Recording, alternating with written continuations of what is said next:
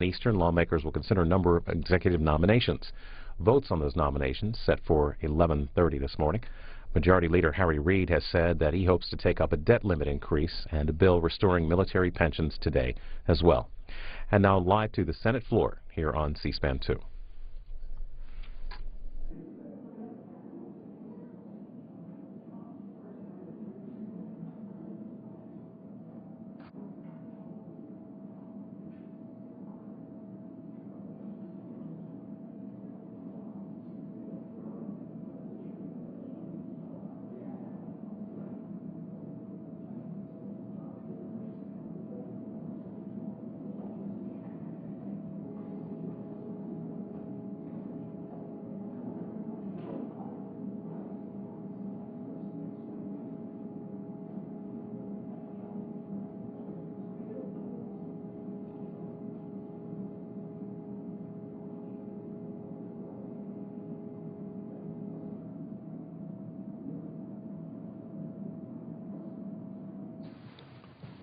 The Senate will come to order. The chaplain, Dr. Barry Black, will lead the Senate in prayer.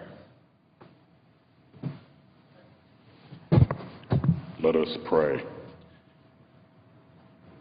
Eternal Spirit, to whom we must give an account for all our powers and privileges, guide the members of this body so that they will be faithful stewards of your will.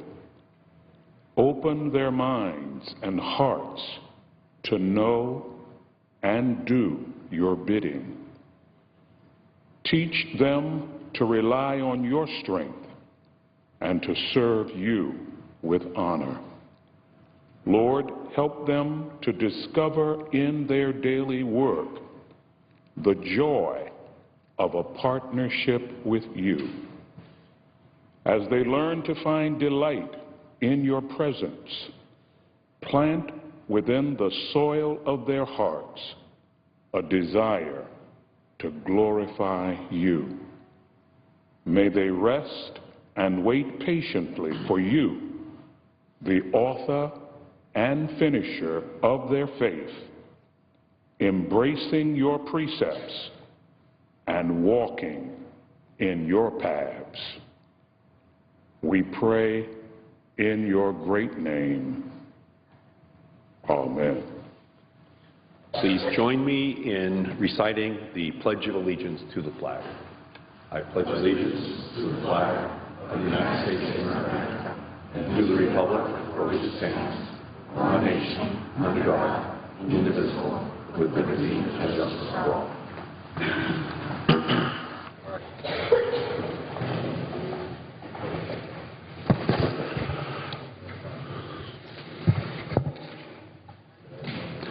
The clerk will read a communication to the Senate. Washington, D.C., February 12, 2014. To the Senate, under the provisions of Rule 1, Paragraph 3 of the Standing Rules of the Senate, I hereby appoint the Honorable Edward J. Markey, a senator from the Commonwealth of Massachusetts, to perform the duties of the Chair. Signed, Patrick J. Leahy, President pro tempore. Mr. President, The Majority Leader.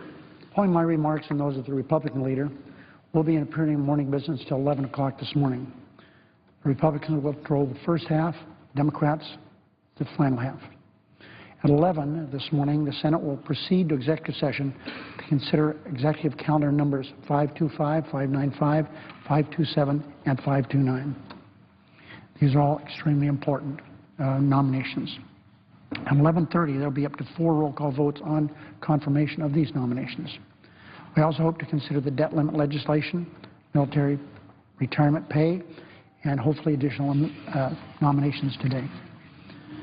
Mr. President, as I just mentioned, we hope today that we can act on 2 vital pieces of legislation. On this side of the aisle, as we say, we're ready to move. We want to move on a measure to restore earned retirement pay to our nation's heroes, retirees from the United States Armed Services. Dozens of major veterans organizations have written in support of this legislation, which was passed by the House of Representatives yesterday. I commend the sponsors of the Senate bill to restore veterans' pensions. Senators Pryor, Shaheen, Hagan, and Begich, among others, forcing Republicans in the House and the Senate to take this issue very seriously, take it seriously now. Without their leadership, we would never have reached a compromise that protects our nation's heroic veterans and reach it so quickly. The Senate's unanimous vote on Monday to move forward with the bill to restore veterans' pension forced the House to understand we're serious about this and secured a resolution that protects veterans. It's encouraging that some of my Republican colleagues seem to be regaining their grip on sanity this week. Republicans have shown a willingness to compromise to restore veterans' hard-earned pensions. A few reasonable House Republicans were willing to join Democrats to avert a catastrophic default on our nation's obligations, a default that would have thrown our economy into a tailspin and damaged this nation's standing in the world. I commend Speaker Boehner for doing the right thing. He voted for this and got enough Republican votes to get it done. I've said often that he has a difficult job, if not the most difficult, certainly one of the most difficult jobs in Washington, especially when you look at the caucus that he has to deal with. I'm pleased that he has come to the realization that the full faith and credit of this country is not hostage to be held for political gain. Unfortunately, Republicans on this side of the Capitol are forcing us, obviously, to jump through procedural hoops to alleviate the threat of a debt. I can't imagine they're doing that, but they are. Every reputable economist acknowledges that defaulting on our bills would devastate the economy and erase the past 5 years of recovery. Now, Mr. President, the recovery is good, but it's not great. We can do a lot better. According to a report by the nonpartisan Peterson Institute, when Republicans forced us to the brink of default 2 years ago, it cost our economy $150 billion in productivity and, Mr. President, 750,000 jobs. This is not some left-wing blog that's saying this. This is a nonpartisan institute that is well respected. It cost our economy $150 billion in productivity and 750,000 jobs. Scary. Now, Mr. President, the reason I'm a little concerned here, it was just a few months ago that Republicans in the House, by a two-thirds majority, voted to keep the government closed after having been closed for 16 days and voted to default on the nation's debt. So I hope that the Senate's not going to follow that Tea Party-driven action that was done in the House just a short time ago. Financial industry leaders have warned Congress again and again and again and again that even the threat of default ripples quickly through the economy. And today there's the threat of a default. We have Republican senators saying they're going to filibuster the debt ceiling. We can't default on our obligations. It's too bad that a few Senate Republicans would threaten filibuster on this critical legislation. It's critical and it's crucial. I'm hopeful that Senate Republicans won't force the economy to wait for weeks or even days for resolution. We should wrap this up today. So I hope we can vote on this and vote soon. The markets are out there all over the world watching to see what we do in the Senate. The House did the right thing. I believe many of my Republican colleagues would like to be reasonable. I really do believe that, if they weren't so beholden and afraid of their Tea Party overlords. I'm hopeful that a more partisan, common sense approach, one that favors cooperation and collaboration over hostage-taking, will prevail this year. Congress should be striding from accomplishment to accomplishment, not staggering from crisis to crisis as they forced us to do. If we spent more time working together and less time running out the clock on procedural hurdles and Republican filibusters, we might actually get things done here in the Senate. So I hope we can continue to cooperate and collaborate this year and deliver results for Americans looking for action instead of the constant gridlock we've had.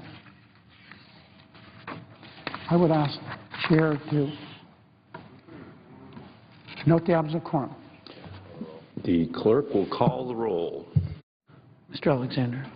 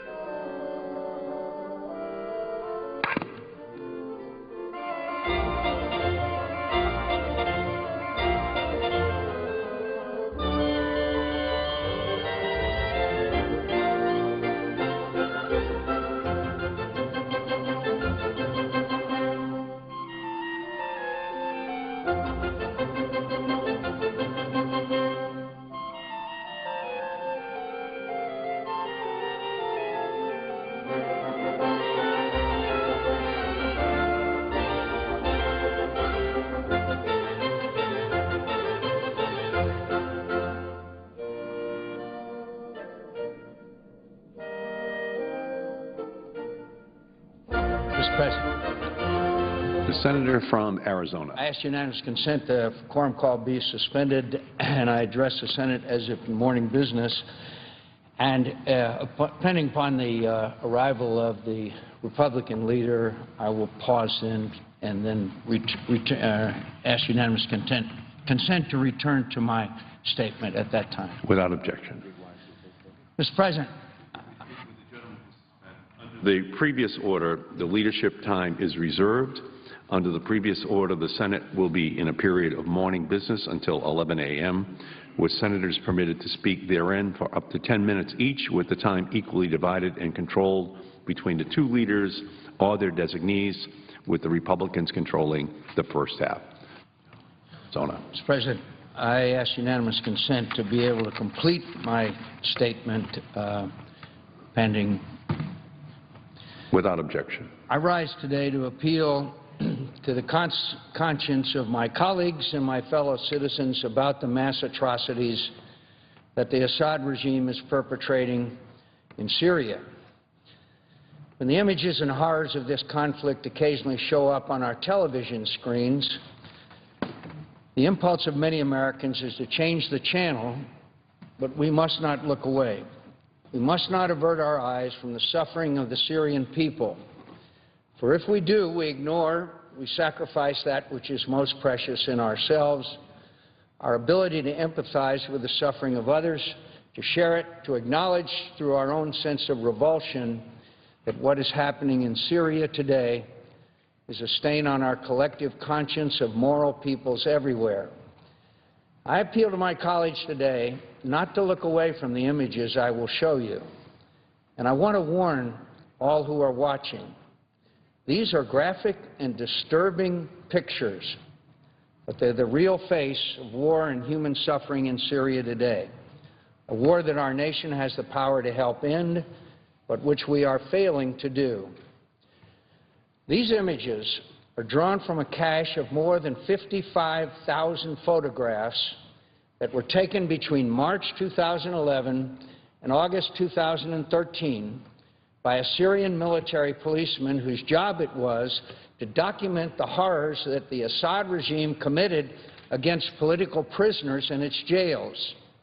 This individual eventually defected to the opposition along with his photographs, which were meticulously reviewed and verified by 3 renowned international war crimes prosecutors and a team of independent forensic experts. They compiled their findings in a report late last month that provides direct evidence that the Assad regime was responsible for the systematic abuse, torture, starvation, and killing of approximately 11,000 detainees in what amounts to war crimes and crimes against humanity. These are just a few of those pictures, and far from the most disturbing. I urge every member of Congress and the American people to read the full report, which can be found on both CNN.com and TheGuardian.com. Although only a handful of these gruesome images have been released publicly, the authors have provided their own startling commentary on what they reveal.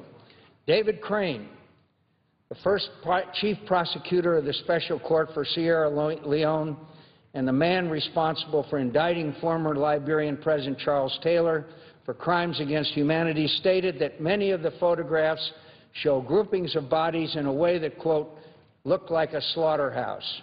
Crane characterized the Syrian government as, quote, callous industrial machine grinding its citizens that is guilty of, quote, industrial age mass killing. Professor Sir Jeffrey Nice, lead prosecutor in the case against former Yugoslav President Milosevic at The Hague, reported that the systematic way the bodies were cataloged and the effort given to obscure the true causes of death leads one to, quote, reasonably infer that this is a pattern of behavior for Assad's forces. But perhaps most chilling of all, Sir Desmond de Silva, who also served as a chief prosecutor of the Special Court for Sierra Leone, stated that the emaciated bodies revealed in these pictures are, quote, reminiscent of the pictures of those who were found still alive in the Nazi death camps after World War II.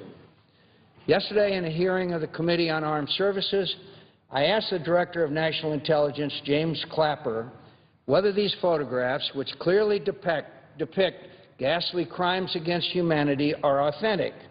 The Director said that he has, quote, no reason to doubt their authenticity. The United Nations is now doing its own assessment of these images, and all of us should fully support that. It's important to have the broadest possible validation of these images, and I am confident the UN team will validate them. After all, does anyone seriously believe the Assad regime does not have the means, motive, and opportunity to murder 11,000 people in its prisons?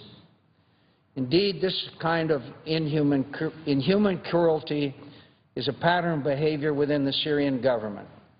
According to a detailed UN report issued at the end of January, Assad's forces have systematically, as part of their doctrine, used children as human shields and threatened to kill the children of opposition members if they did not surrender. The UN also detailed the arrest, detention, torture, and sexual abuse of thousands of children by government forces. I will spare you the remaining details as they are unspeakable. But again, I urge you to read the entire report, which can be found on the United Nations website. Mr. President, The Majority Leader. I would ask my friend if he would allow me to do a unanimous consent request to get us through the day. As usual, I very much appreciate his courtesy and his stunning delivery on this horrible situation going on in Syria. And I ask this record not appear interrupted so that his statement appears uninterrupted. Without objection. I ask unanimous consent that notwithstanding the lack of the receipt of the papers, if they have not arrived from the House, it be in order for the Majority Leader or his designee to move to concur in the House Amendment to S-25 at 1:30 today. If the message has arrived prior to 1:30, and the Chair lay before the body the message from the House at 1:30 p.m., and I then be recognized to move to concur in the House Amendment to S-25, that there be up to 30 minutes of debate equally divided between the two leaders or the designees, that upon the use or yielding back of that time, the Senate proceed to vote on the motion to concur in the House Amendment, and the motion to reconsider be considered made and laid on the table, with all the above occurring with no intervening action or debate. Is there objection? Without objection, so ordered. So quickly, Mr. President, we're going to have up to 4 votes starting at 11:30, and then at 1:30 we'll come back and finish some other business today. And you know, we hope to have a lot of votes today. And I am aware, as I mentioned last night, we're following the storm on an hourly basis, and we should know within the next few hours how accurate the reports of the snowstorm, good or bad, will be. The gentleman from Arizona. Mr. President, I also recommend that my colleagues read of the war crimes that Human Rights Watch has been documenting. They have reported, for example, on how Syrian authorities have deliberately used explosives and bulldozers to demolish thousands of residential buildings and, in some cases, entire neighborhoods for no military reason whatsoever, just as a form of collective punishment of Syrian civilians. Human Rights Watch researchers have also documented the toll of the Syrian government's airstrike campaign against Aleppo and Damascus, and in particular, the regime's use over the past few months of what has become known as, quote, barrel bombs. For my colleagues who are not aware of them, barrel bombs are oil drums or other large containers packed with explosives, fuel, shrapnel, glass, and all manner of crude lethal material. Their sole purpose is to maim, kill, and terrorize as many people as possible when they are indiscriminately dropped from Syrian government aircraft on schools and bakeries and mosques and other civilian areas. In one stark video of a barrel bomb's aftermath, a man stands in front of a child's body and cries out, "Oh God, we've had enough. Please help us." These are just some of the many reasons why our Director of National Intelligence referred to the Syria crisis yesterday as, quote, an apocalyptic disaster. And with more than 130,000 people dead, after more than 1/3 of the Syrian population has been driven from their homes, no truer words were ever spoken. But this apocalyptic disaster in Syria is no longer just a humanitarian tragedy for one country. It's a regional conflict and an emerging national security threat to us.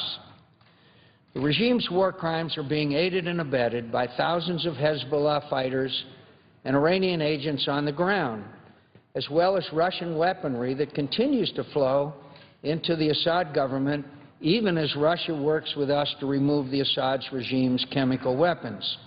A truly Orwellian situation. The conflict in Syria is devastating its neighbors. Lebanon is suffering from increased bombings and cross-border attacks by both the Syrian government and opposition fighters in response to Hezbollah's role in the fighting. Unofficial estimates suggest that half of Lebanon's population will soon be Syrian refugees. Similar estimates suggest that Syrian refugees now represent 15% of the population in Jordan, which is straining to manage the social instability this entails. Turkey has been destabilized. And perhaps most worrisome of all, the conflict in Syria is largely to blame for the resurgence of al-Qaeda in Iraq, which has grown into the larger and more lethal Islamic State of Iraq and Syria, which now possesses a safe haven that spans large portions of both countries.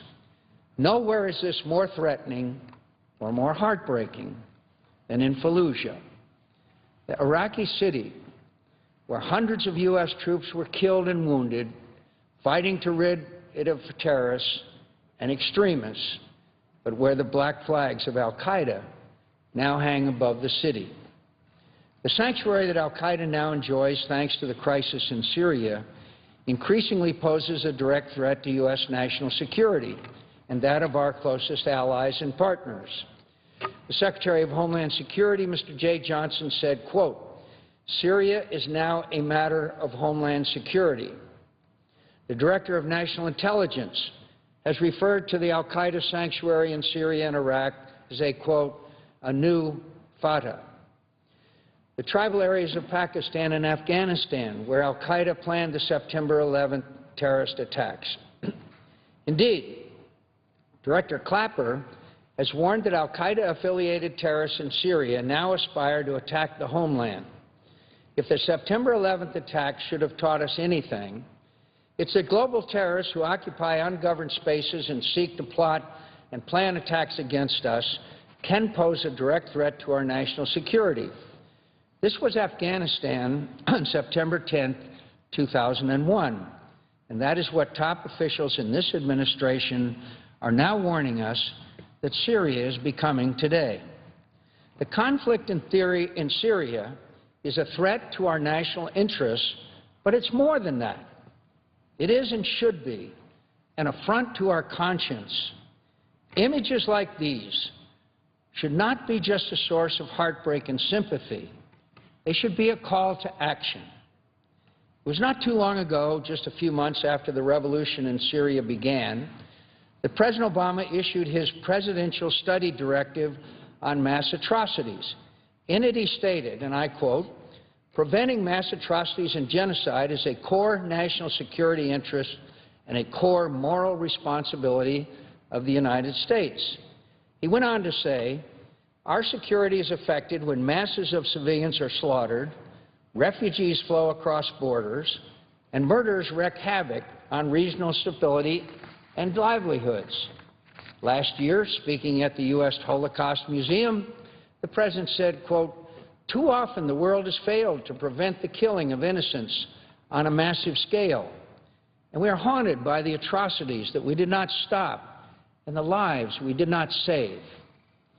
And just last September, in his address to the UN General Assembly, President Obama said this, and I'd like to quote him at length. Quote, "The principle of sovereignty," he said, "is at the center of our international order. But sovereignty cannot be a shield for tyrants to commit wanton murder or an excuse for the international community to turn a blind eye. While we need to be modest in our belief that we can remedy every evil, while we need to be mindful that the world is full of unintended consequences, should we really accept the notion that the world is powerless in the face of a Rwanda or Srebrenica, if that's the world that people want to live in, they should say so and reckon with the cold logic of mass graves. That was our president. That was the President of the United States. And I agree with every word of what he said. But how are we to reconcile these stirring words with the reality of these images from Syria? How are to explain how the leader of the free world, who says that it is a moral obligation of the United States to do what we can to prevent the worst atrocities in our world, is not doing more to stop the atrocities that are occurring every single day in Syria? Where is that President Obama today? Where is the President Obama who has spoken so movingly of the moral responsibilities that great power confers? Where is President Obama, who has said he refuses to accept that brutal tyrants can slaughter their people with impunity, while the most powerful nation in the history of the world looks on and stands by? Where is the recognition that the, quote, cold logic of mass graves is right there, right in front of us, Syria, today? And yet our government is doing what we have sadly done too often in the past. We are averting our eyes. We try to comfort our guilty consciences by telling ourselves that we're not doing nothing, but it is a claim made in bad faith. For everyone concedes that nothing we are doing is equal to the horrors we face. We are telling ourselves that we are too tired or weary to get more involved, that Syria is not our problem, and that helping to resolve it is not our responsibility. We're telling ourselves that we have no good options, as if there are ever good options when it comes to foreign policy in the real world. We're telling ourselves that we might have been able to do something at one point, but that it's too late now, as if such words from the leader of the world's only global power will be any comfort to the Syrian mother who will lose her child tomorrow. We're telling ourselves what Neville Chamberlain once told himself about a different problem from hell in an earlier time. That is, and I quote Neville Chamberlain, "A quarrel in a faraway country between people of whom we know nothing." Where is our outrage? Where is our shame? It is true that our options to help in the conflict in Syria were never good, and they certainly are worse and fewer now. But no one should believe that we are without options even now, and no one should believe that doing something meaningful to help in Syria requires us to rerun the war in Iraq. That is an excuse for inaction. That is not a question of options or capabilities. It is a question of will. These images of the human disaster in Syria haunt me. And they should haunt all of my colleagues and all Americans.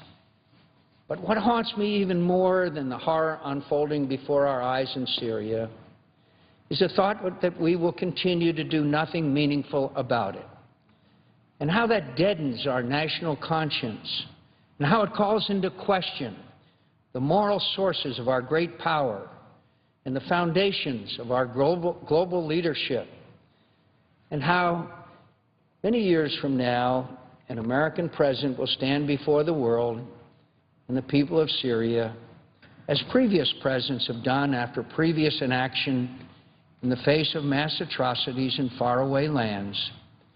And that president will say what all of us know to be true right now, that we could have done more to stop the suffering of others. We could have used the power we possess, limited though it may be. We could have exercised the options at our disposal, imperfect though they may be, and we could have done something. It is to our everlasting embarrassment that we did not. And that future president will apologize for our current failure. Shame on us if we let history repeat itself that way. Mr. President, I yield the floor, and I suggest the absence of a quorum. The clerk will call the roll. Mr. Alexander.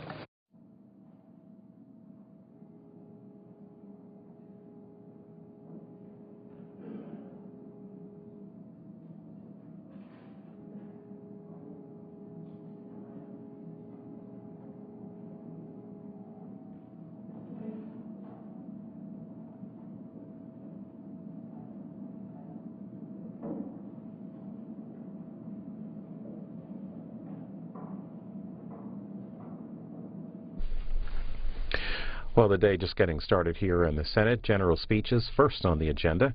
We did hear Majority Leader Harry Reid lay out just a few moments ago what is going to happen today. At 11, we expect consideration of a couple of executive nominations. Votes on those will follow at 11:30. The Majority Leader also hopes to take up a debt limit increase and a bill restoring military pensions. Senators could be looking to wrap up business fairly early today as a bad storm is expected to hit Washington, D.C. sometime this afternoon, and it could last into tomorrow. The House is not in today or for the rest of the week. House Democrats holding a retreat in Cambridge, Maryland. Yesterday, members approved a debt ceiling increase that would last until March of next year. The Senate is likely to consider that legislation today.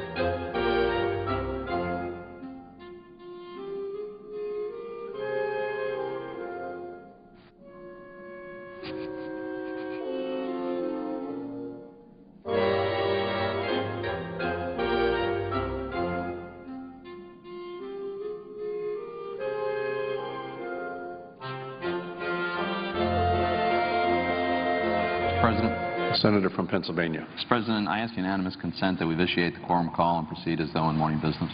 Without objection. Thank you, Mr. President. Mr. President, fairly recently, the President of the United States has nominated a candidate to head the Civil Rights Division of the Justice Department. His name is Debo Adegbela. And I'm here, Mr. President, this morning to explain to my colleagues why I believe that Mr. Adegbela is a very bad choice to run the Civil Rights Division of the Justice Department. But to make my case clear, I need to start with the story of a slain Philadelphia police officer.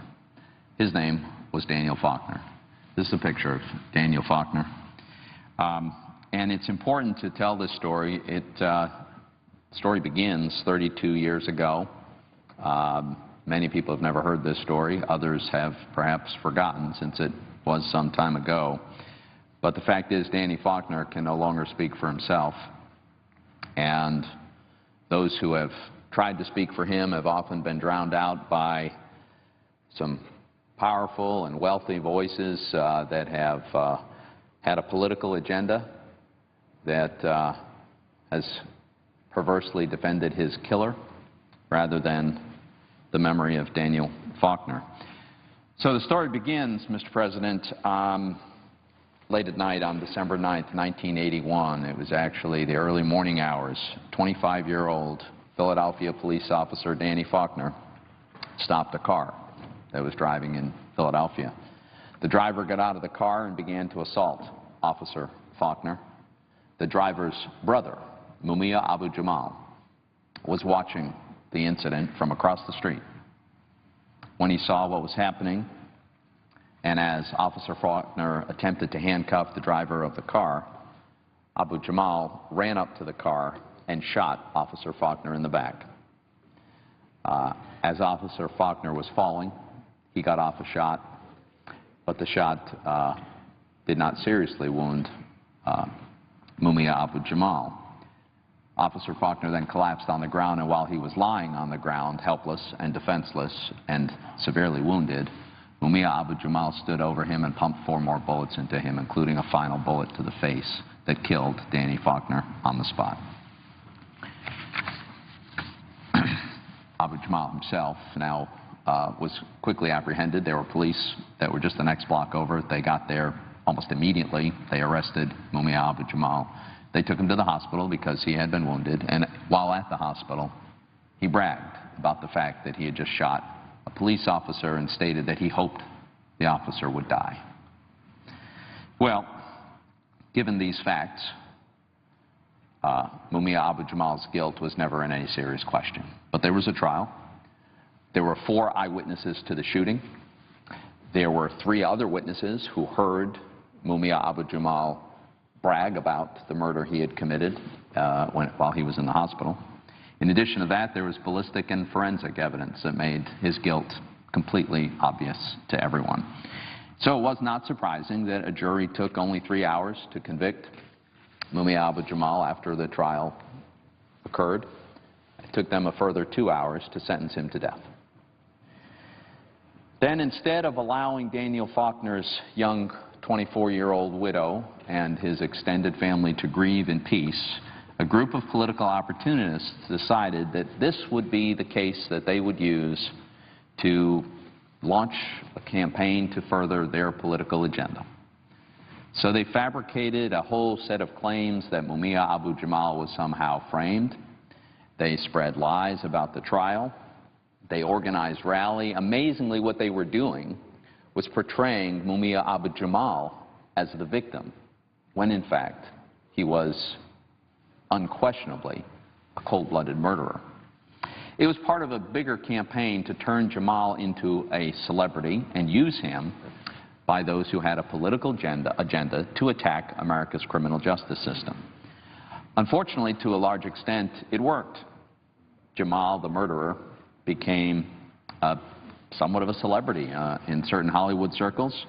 In Paris, they even named a street after him, and he had plenty of high-priced lawyers who just lined up to volunteer their time to jump on this cause and to just file endless series of appeals in a case that was an open and shut case.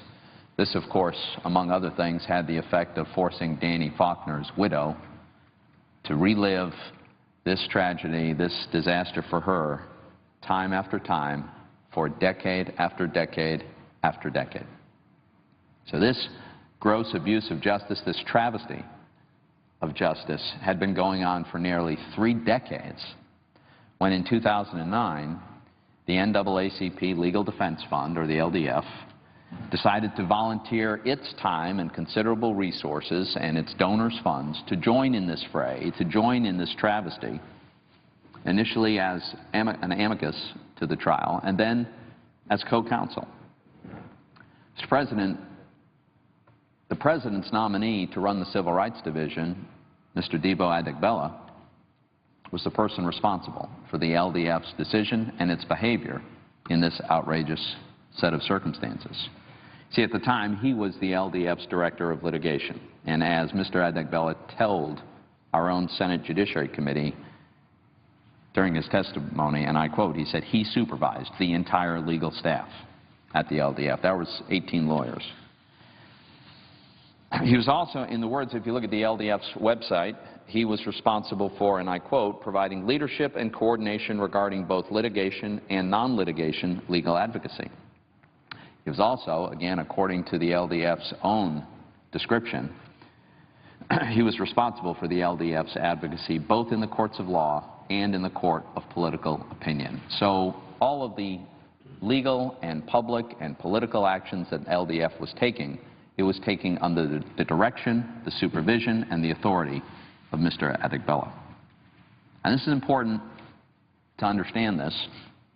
There's a very clear legal principle that a supervising lawyer has responsibility for the actions undertaken by the lawyers that report to him. That is the case in these circumstances, as well as the fact that the LDF openly acknowledges this. So what is it that the LDF lawyers then did in the circumstances of this case? Well, when they should have been pursuing their historic role in providing truth and justice for American people, they were advancing neither cause. It's also important to point out that this was never a case of a criminal deserving a legal defense. Criminals do deserve appropriate legal counsel in their defense. The fact is, the trial had occurred decades ago. Abu Jamal had multiple high-cost lawyers volunteering their time. He had plenty of lawyers. He didn't need more lawyers. What Mr. Adegbella did was he decided to join a political cause. That's what he decided to do. That's what this was all about. And in my view, by doing so, he demonstrated his own contempt for, and frankly, a willingness to undermine the criminal justice system of the United States. Under Mr. Adegbella's oversight, the LDF lawyers spread misinformation about the trial, about the circumstances, about the jury. He promoted division and strife among the American people and blocked justice for Danny Faulkner and Danny Faulkner's family. These LDF lawyers promoted the myth that Mumia Abu Jamal was somehow a heroic political prisoner, that he was framed. In fact, he was a coward and an unrepentant murderer. Under Mr. Adegbella's oversight, in January of 2011, the LDF issued a press release decrying what I quote as the grave injustices embodied in Abu Jamal's case. In May of 2011, two of the lawyers reporting to Mr. Adegbella traveled to France for a rally on behalf of this murderer, Mumia Abu Jamal.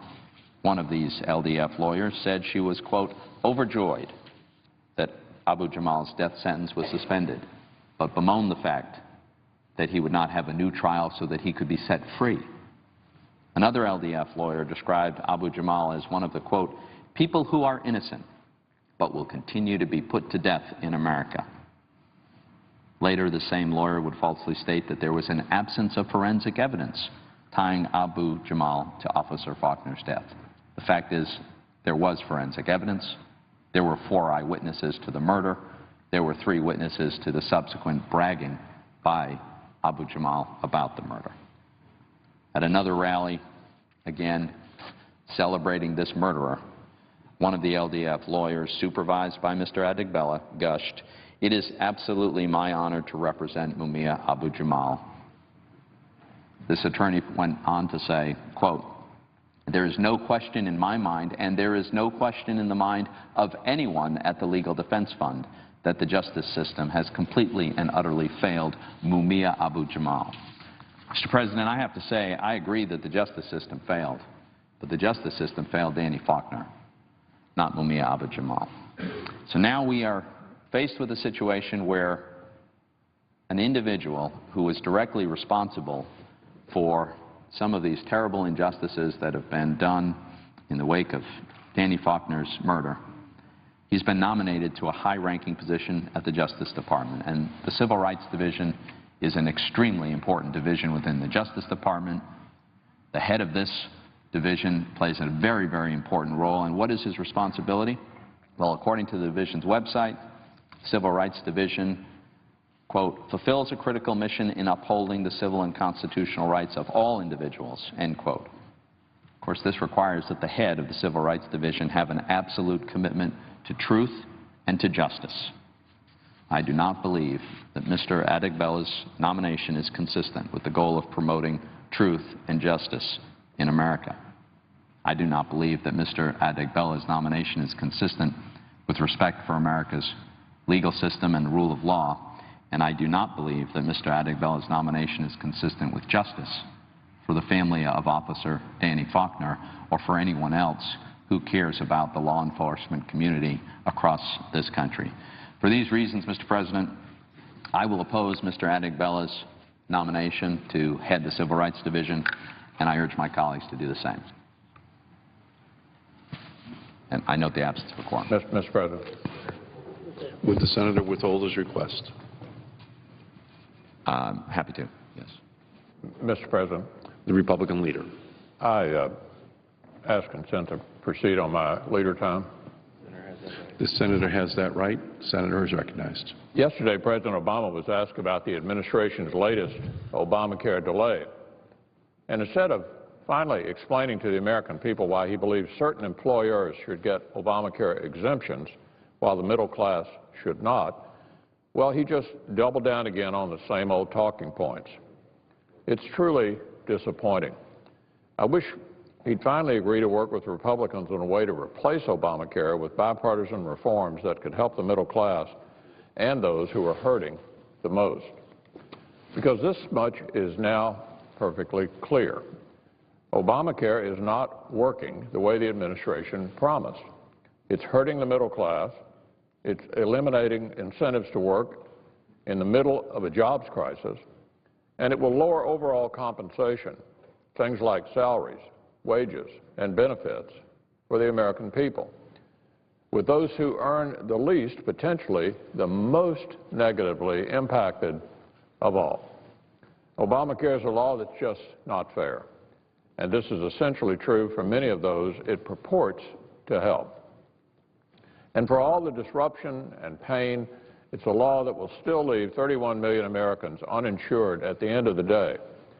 That's why it's not surprising when we hear that nearly 90%, 9 out of 10, of the new enrollees in Obamacare exchange plans are actually folks who are already insured, many of them simply shifting from plans they liked to more expensive plans the government thinks they should have, which leads so many Americans to ask, what was the point? What was the point of Obamacare? For months, the folks in my state have watched the administration hand out exemption after exemption to its friends and waiver after waiver to the politically connected. And they're left to think, how is that fair? More than 250,000 Kentuckians received notice last year that their health insurance plans would be canceled because of Obamacare. Kentuckians lost plans they liked and want to keep. Many realized they wouldn't be able to afford new coverage, or that new plans wouldn't cover the doctors and hospitals they'd come to know and trust, or that massively increased premiums and deductibles would radically alter the ways they lived and worked. So while I'm sure the folks who conceived of the law meant well, this much seems perfectly clear by now. Trying to run folks' lives from hundreds of miles away is not the way to help. It's often the way to make things worse. Kentuckians are capable of making the decisions that work best for them, for their own medical needs and financial situations. I'm sure there's some think tank report that might disagree. I know there's no end of well-paid Washington bureaucrats with quote, unquote, better ideas, but people do not want Washington's enlightened judgment ruling over their lives. And Obamacare is what you get when you put decisions that belong with the middle class in the hands of the government class. You get 2,700 pages of law that lead to 20,000 pages of rules and regulations. You get a website that doesn't work. It's a symbol of a law that won't work.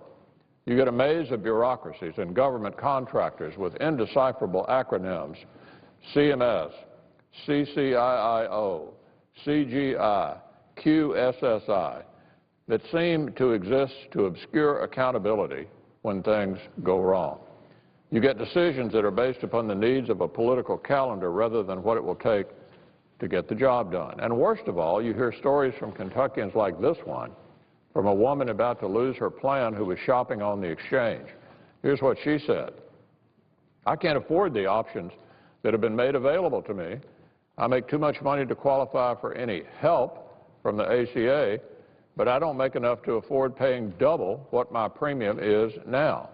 To get a plan that is comparable to what I have now, I'll have to pay about $12,000 a year in premiums alone.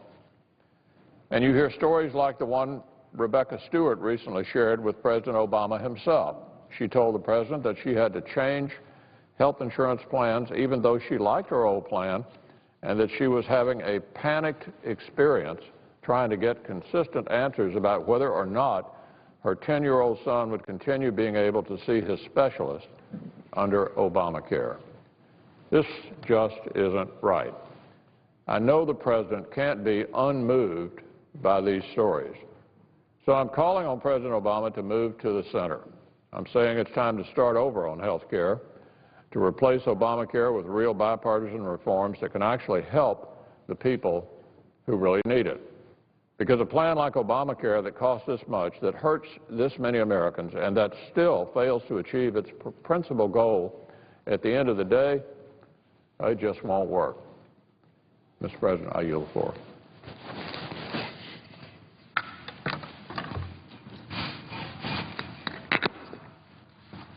Mr. President. The senator from Pennsylvania. Mr. President, we're not in a quorum call now, is that correct? We are not. Okay. Mr. President, recognized. I rise to speak briefly about a bill that I have introduced.